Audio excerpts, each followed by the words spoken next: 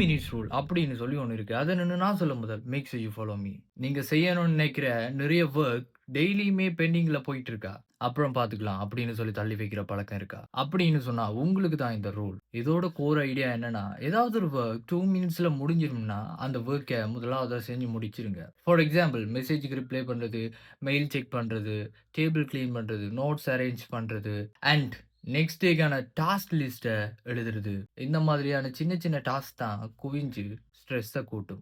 ஆனா, அத முடிச்சீங்கன்னு சொன்னா மைண்ட் ரிலாக்ஸ் ஆகும், கிளாரிட்டி இருக்கும், புரொடக்டிவிட்டி பூஸ்ட் ஆகும். அப்புறம் இதுக்கு இன்னொரு பவர்ஃபுல்லான ஜூஸ் இருக்கு. மோட்டிவேஷன் கிரியேட் பண்ணவும் இந்த ரூல் ஜூஸ் ஆகும். ஃபார் எக்ஸாம்பிள் 2 மினிட்ஸ் படிக்கிறேன் அப்படின்னு சொல்லி ஸ்டார்ட் பண்ணுங்க. 2 மினிட்ஸ்ன்னு சொல்லி ஸ்டார்ட் பண்ணாலும் அந்த டாஸ்க் ஆட்டோமேட்டிக்காவே டைம் இன்கிரீஸ் பண்ணிட்டு போகும். ஸோ ப்ரோக்ராஸ்டினேட் பண்றதுக்கான சான்ஸ் இங்க குறையுது.